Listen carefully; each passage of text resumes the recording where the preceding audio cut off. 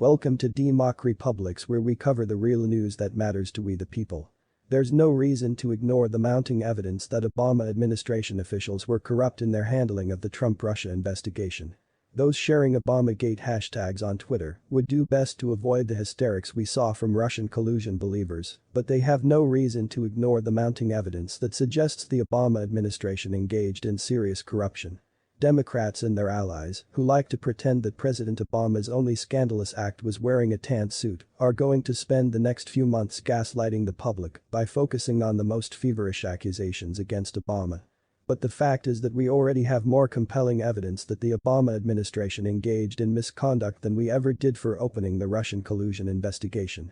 It is not conspiracy mongering to note that the investigation into Trump was predicated on an opposition research document filled with fabulism and, most likely, Russian disinformation. We know the DOJ withheld contradictory evidence when it began spying on those in Trump's orbit. We have proof that many of the relevant FISA warrant applications, almost every one of them, actually were based on fabricated evidence or riddled with errors. We know that members of the Obama administration, who had no genuine role in counterintelligence operations, repeatedly unmasked Trump's allies.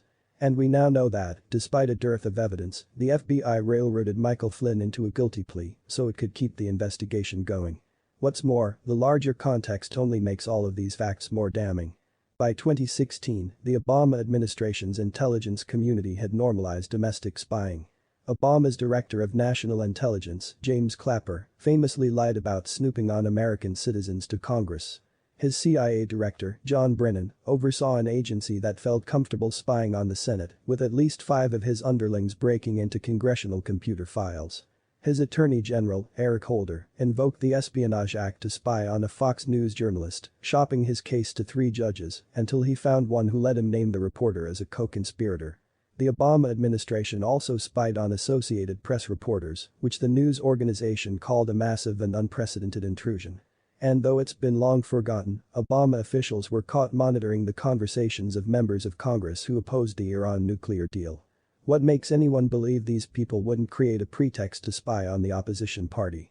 If anyone does, they shouldn't, because, on top of everything else, we know that Barack Obama was keenly interested in the Russian collusion investigation's progress. In her very last hour in office, National Security Advisor Susan Rice wrote a self-preserving email to herself, noting that she'd attended a meeting with the President, Deputy Attorney General Sally Yates, FBI Director James Comey, and Vice President Joe Biden, in which Obama stressed that everything in the investigation should proceed by the book. Did high-ranking Obama administration officials not always conduct such investigations by the book? It is curious that they would need to be specifically instructed to do so.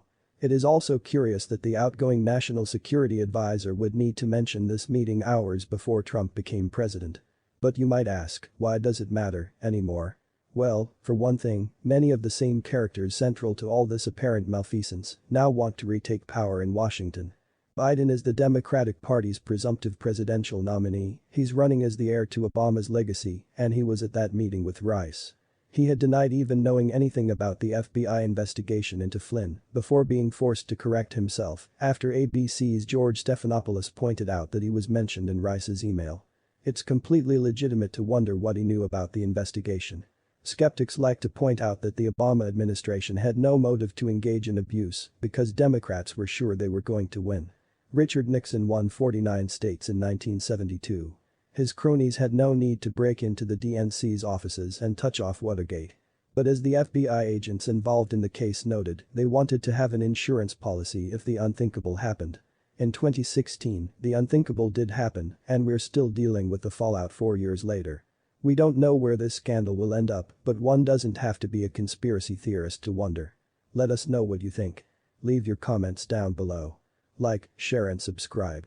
And check out DEMOCREPUBLIX.com for the latest in news. Until next time. We live in a Orwellian nightmare.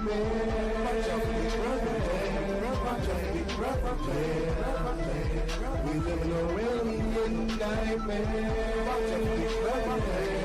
nightmare.